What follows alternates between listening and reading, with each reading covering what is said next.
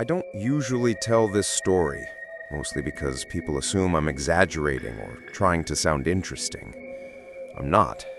I'm 34, have a perfectly average life, and if anything, I spend most of my time trying not to remember the house that used to sit to the right of my parents' place. But memory is a funny thing. It lies, it mutates, it protects you, until it doesn't. When I was a kid, I thought the place next door was haunted. Not fun haunted the way kids on YouTube might mean it. More like the house that gives you nightmares even when you're awake. I believed it so fiercely that I couldn't walk past the windows at night without feeling eyes on me. I'd sprint from the bathroom to my bedroom because the dark hallway faced the neighbor's second-floor window, and sometimes, God help me, I thought I saw a shape moving in there. Now, as an adult, I've done what every rational human being does. I explained it away. Bad memory, childhood fear, a stray cat making noises in the attic. But that explanation only covers the first half of what happened.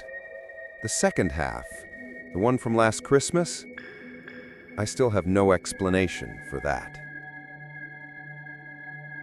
I grew up in a quiet part of Maine, where every home looked like it had been plucked from a postcard. Big porches, slanted roofs, trees so tall they could scrape the clouds. Except the house next door. It was old, older than every other home on the street. Peeling white paint, windows that looked like they'd been frostbitten even in summer, shutters that banged when there wasn't wind. No one lived there after Mr. and Mrs. Lauren moved away, and no one talked much about why they left. My mom always said, "Some houses wear out faster than others." My dad said, "Don't go near it, boards are rotten." I heard neither. I only knew what I felt. The house was alive. Not breathing, just watching. I'd wake up at night sometimes, convinced someone was standing in my room. My parents told me it was night terrors, a phrase grown-ups use when they don't want to admit a kid might know something they don't. One winter night, when I was 8, I woke to a scratching sound. Not like mice, not like branches, something slower, more deliberate. Scrape, pause, scrape. I pulled my blanket to my chin and stared at the wall. The sound was coming from the right, directly where the neighbor's house sat. I remember whispering to myself, "Don't look, don't look, don't." But being a kid means curiosity wins every battle. So I got up, pattered across the cold wood floor, and peeked through my curtains. The window in the old house was dark at first, nothing but moonlight. Then, something shifted. A shape. A shadow. A head, maybe? I couldn't tell. Just movement. Slow, unnatural movement, like someone turning to look back at me. I gasped and fell backward. When I gathered enough courage to look again, the window was empty. But the scratching kept going, now quicker, almost frantic. I didn't sleep that night, or most nights after. For years, the house next door defined my nightmares. Every horror movie, every creak in the night, every unexplained sound, they all traced back to that one night. I'd tell friends at school about the figure in the window, and they'd get quiet in that way kids do when they want to hear more, but are afraid to admit it. Some said the house was haunted. Some said someone still lived there. One kid claimed a woman died in the bathtub and was found only because a mailman smelled something wrong. Kids love horror. Kids invent horror. I convinced myself I was one of those kids. When I was 13, the house was finally boarded up. A for sale sign went up, then came down, then went up again. No buyers, no renovations, just silence. By the time I went to college, I could barely even remember what had scared me so badly. I chalked everything up to imagination, childhood paranoia, overactive senses. I moved to Boston, got a job, got a girlfriend, grew up. The house stayed a ghost in my memory, the harmless kind, or so I thought. Last December, my girlfriend Emily and I drove up to spend Christmas with my parents. I hadn't been back in a long time, not since before the pandemic, and I didn't think about the house next door until we pulled into the driveway. It was gone, completely gone. Not boarded, not damaged, just an empty lot. My dad came outside in his robe and said, "City tore it down last spring. Too much rot. Foundation was sinking." That made sense. Perfect sense, actually. It should have relieved me. It did, for a few hours. Dinner, wine, laughter, everything normal. But around 1:30 a.m., after everyone else had gone to bed, Emily nudged me. "Hey, look," she whispered. I followed her gaze out the bedroom window, the one facing the empty lot. A light flickered there. Not a lamp, not a car. A pale, shifting glow like someone walking with a candle, even though the night was windless and biting cold. I felt something twist deep in my chest. A memory. A fear I thought I'd buried for good. Emily whispered, "Is someone out there?" "No one lives there," I said. "There's nothing there." But the light moved slowly, drifting across the lot, then stopping. It hovered, yes, hovered, at the exact spot where the old house's second-floor window used to be. The same window I saw a figure in when I was a kid. I stepped closer to the glass. The light brightened, then dimmed. And then something stepped forward. Not the glow, a shape within it, a silhouette, human, still, watching us. I couldn't breathe. Emily gripped my arm so tightly her nails dug into my skin. Just like when I was 8, curiosity overpowered terror. I flicked on the porch light. The glow vanished instantly. Gone.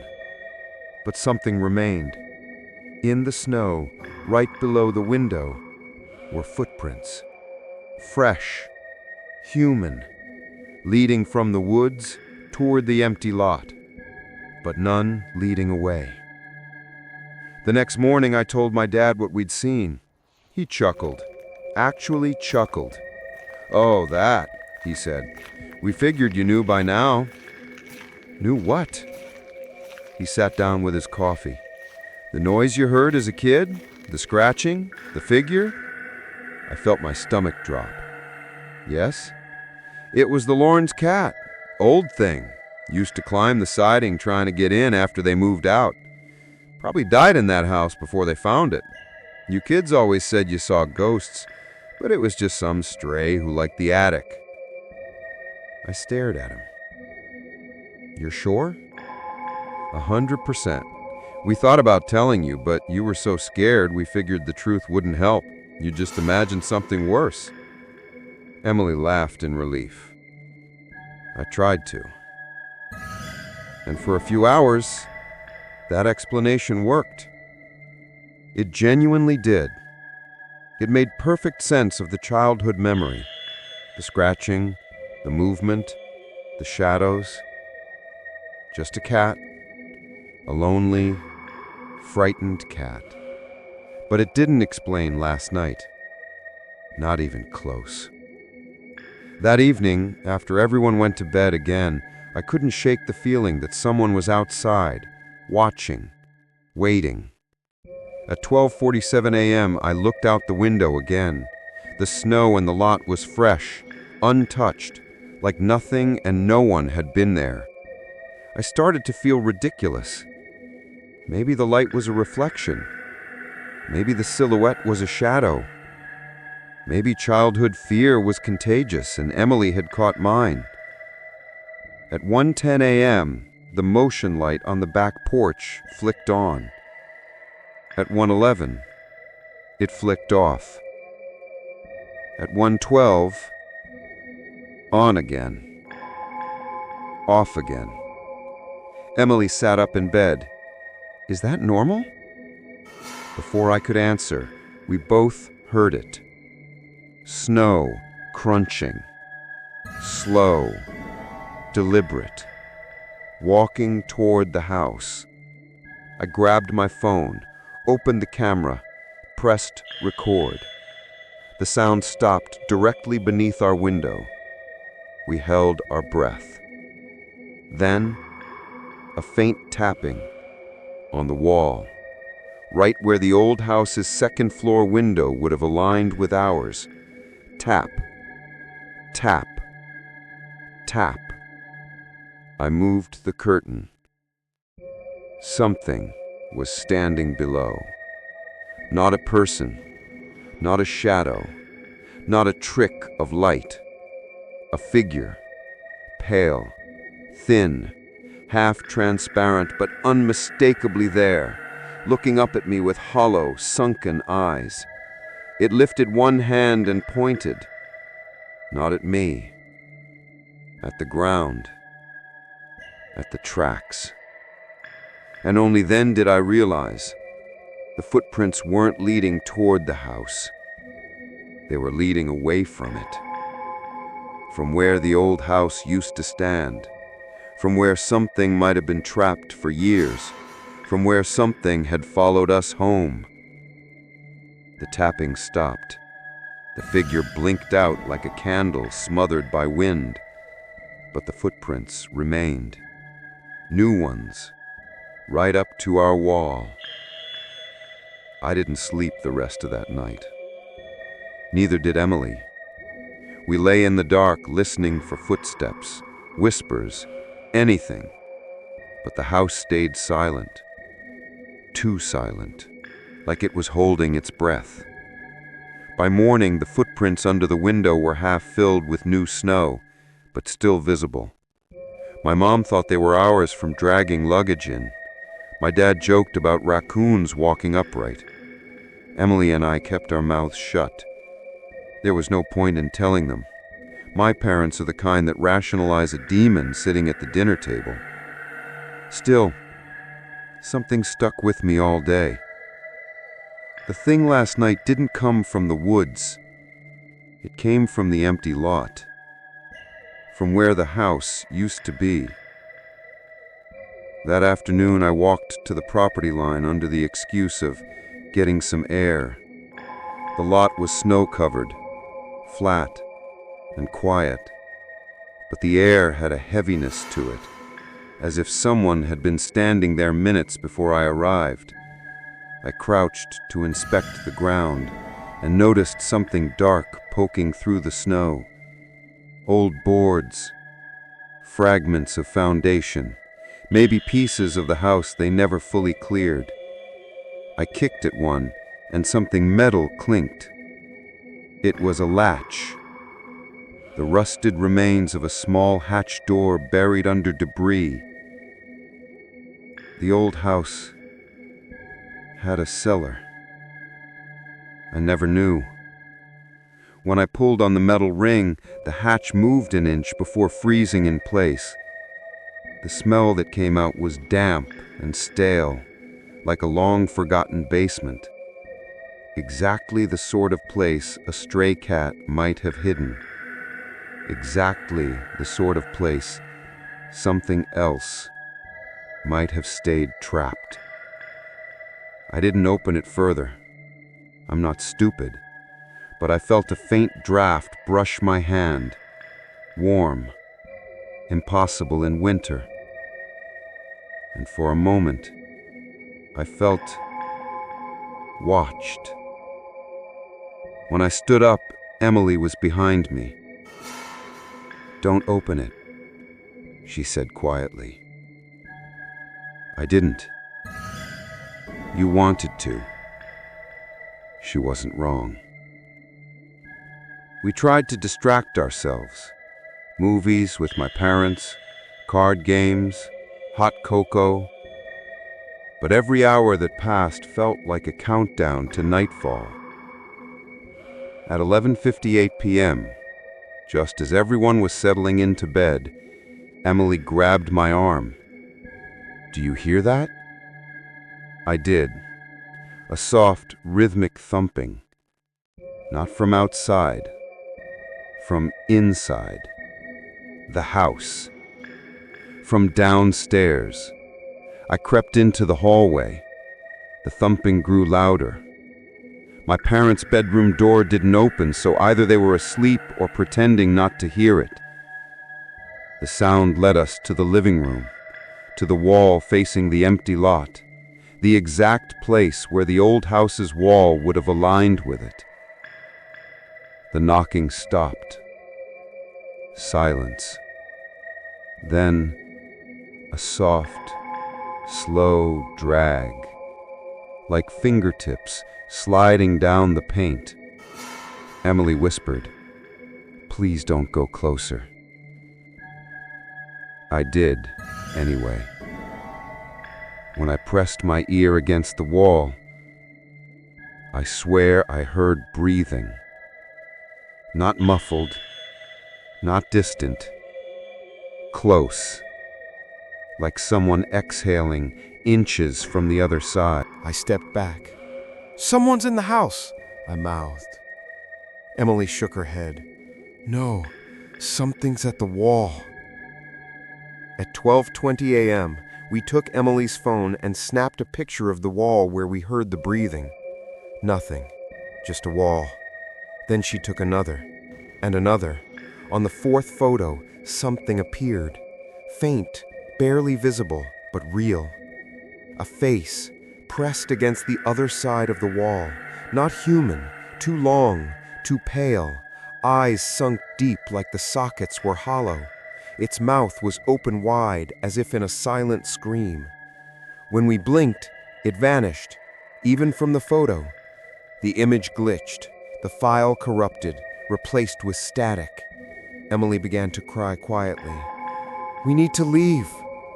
We can't wake my parents. What if it comes upstairs again?" What if it already had? Around 2:03 a.m., I heard the first creak, the unmistakable sound of someone stepping on the bottom stair. Creak. Then a pause, then the second stair. Creak. The sound was slow, deliberate, as though whoever or whatever was climbing wanted us to know it was coming. Emily grabbed my hand so tightly my fingers went numb. We didn't move, didn't breathe. By the seventh stair, the steps stopped. Silence thickened the air until my ears rang. Then, a rasp, a dragging inhale, as if something had no lungs but was trying to breathe anyway. The hallway floor outside our room groaned as if under weight. Then something touched our door. A light tap, just once. I reached for the doorknob, not to open it, just to hold it in case something tried to turn it.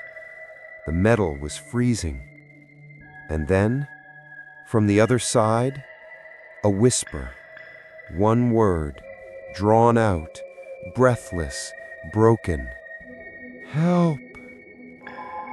Emily whimpered. "Don't answer it." I didn't, but the whisper came again, clearer, more desperate. "Help me." The voice sounded wrong, not like a person calling for rescue, more like a recording of a recording, flattened, distorted, lifeless. I backed away from the door. Whoever needed help, it wasn't anything alive. Morning saved us. As soon as sunlight touched the windows, the air felt lighter, as if the house itself exhaled in relief. We packed our things without eating breakfast. My parents protested, but we blamed the weather. As we were loading the car, something caught my eye. The snow on the empty lot was disturbed again. Not footprints this time, drag marks, deep ones, leading from the buried cellar hatch toward my parents' house, then stopping right under our bedroom window. I walked over, ignoring Emily calling my name. I crouched in the snow. A small object lay half buried at my feet. A rusted collar. A pet tag.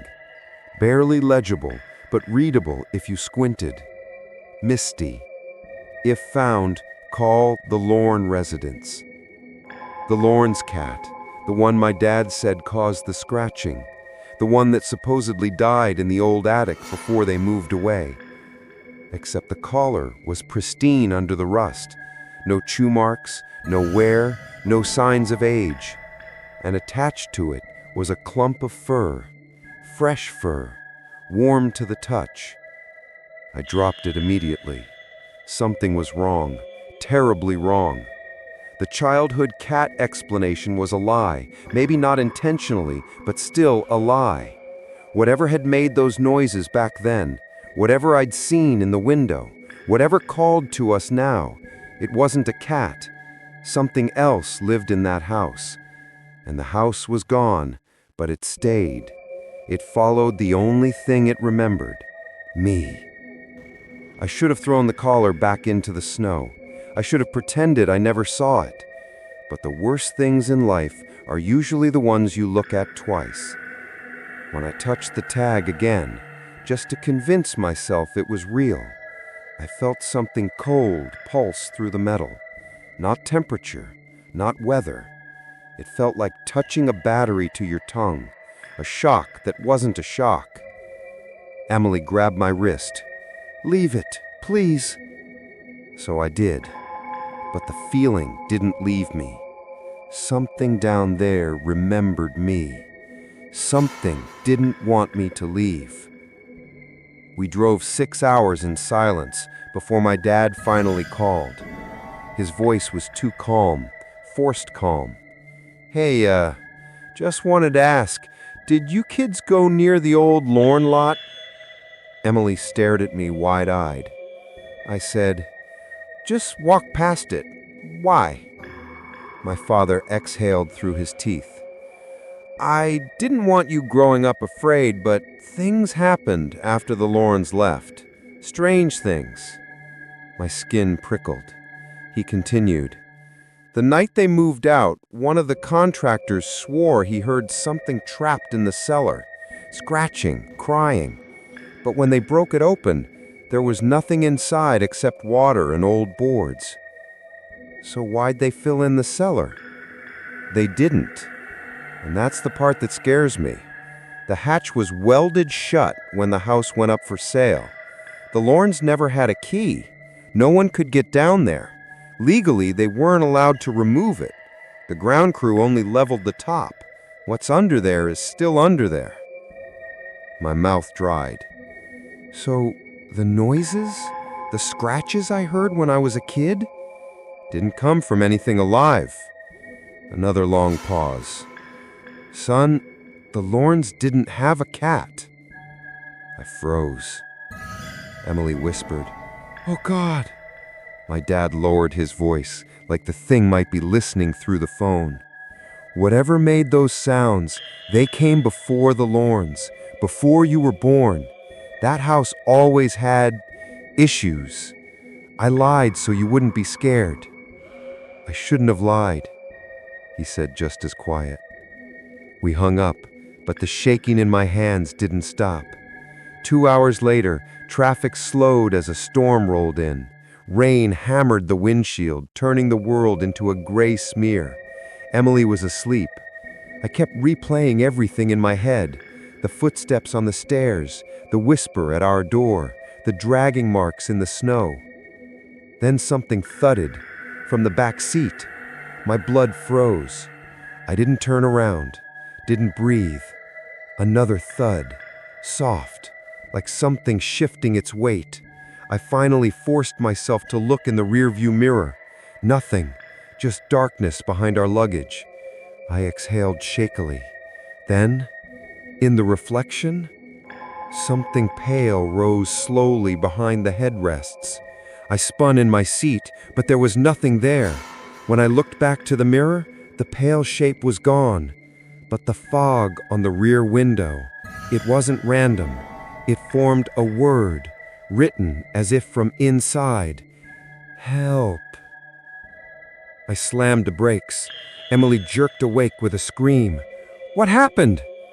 I pointed to the rear window, but the message was gone, just streaked rain. She stared at me with a look that wasn't fear anymore.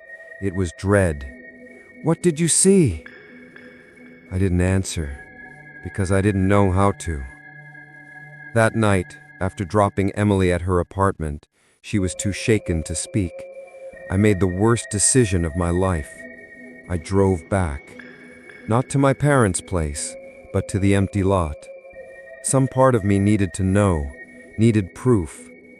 When I stepped out of the car, the night was unnaturally still. No wind, no insects, just silence. The snow was disturbed again, drag marks leading to the hatch.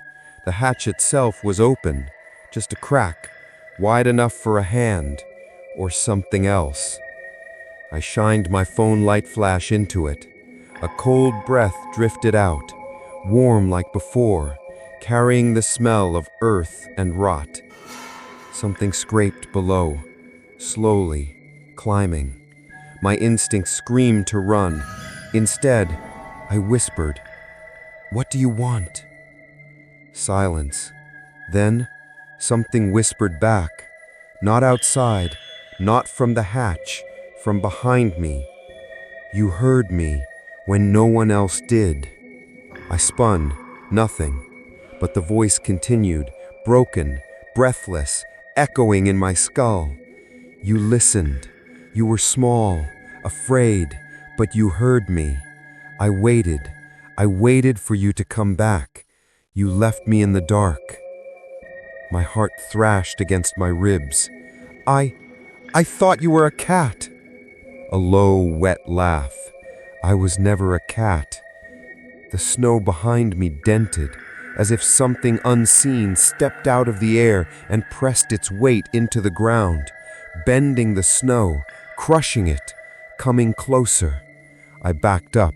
My heel slipped on the edge of the hatch. The darkness below shifted. Something moved up toward me. I ran. I didn't look back. I didn't sleep for 2 days. Emily blocked my calls. My parents think I'm having a breakdown. But tonight, just before midnight, something appeared on my phone. A photo sent from an unknown number. A picture of my parents' house, taken from the woods. The lights in my old bedroom were on. In the window, a figure stood with its head tilted.